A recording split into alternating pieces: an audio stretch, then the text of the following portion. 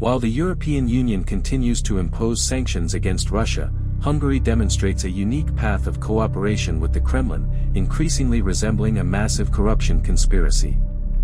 The recent meeting of Hungarian Foreign Minister Peter Szijjártó with Russian Minister of Industry and Trade Denis Manturov, which took place on March 26 in Moscow, only reaffirmed this direction.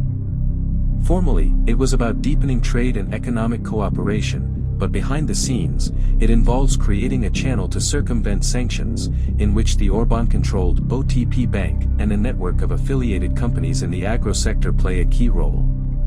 According to Hungarian sources, in 2024, OTP Bank increased its net profit in Russia by 40% to $372 million. This growth appears paradoxical against the backdrop of sanctions pressure but is logical in the context of agreements with Moscow. Through the bank's branch in Russia, a special financial channel has been organized for settlements, formerly for the supply of agricultural products and pharmaceuticals.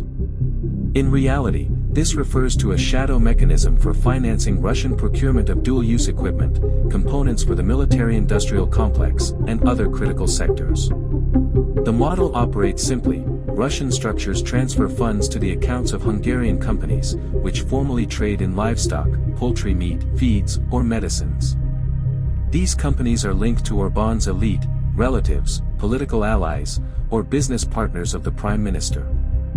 Through inflated prices, fictitious contracts, and schemes for rewriting invoices, part of the money returns to Russia as investments or settles in offshore accounts, accessible to Orban's inner circle. Thus, Moscow not only purchases the necessary goods, it finances a political regime loyal to it, which actively blocks European initiatives to assist Ukraine. A specific role is assigned to the pharmaceutical sector, which currently does not fall under strict sanctions. Drug manufacturers closely connected with the Hungarian government are increasing supplies to Russia, while through the same logistical routes, goods with a double bottom, from chemical components to electronics, can also be transferred.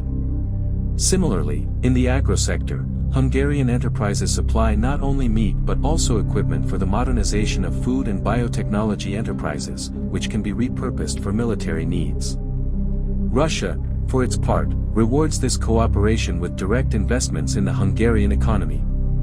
This concerns the automotive industry, agrarian, and agricultural sectors, areas that Budapest traditionally uses as a tool for legalizing shadow financial flows.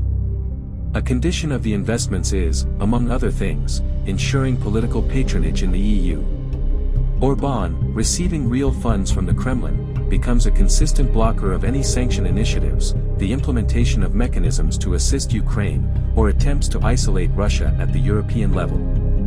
Thus, behind the agricultural facade of Hungarian-Russian partnership lies a targeted corruption model, where the financial benefits for the Kremlin and the political gain for Budapest converge at one point, the systemic undermining of European solidarity. While Brussels debates Orban's pragmatism, Moscow is turning his country into a hybrid foothold, a financial hub for circumventing sanctions and a political agent of Russian influence in the heart of Europe.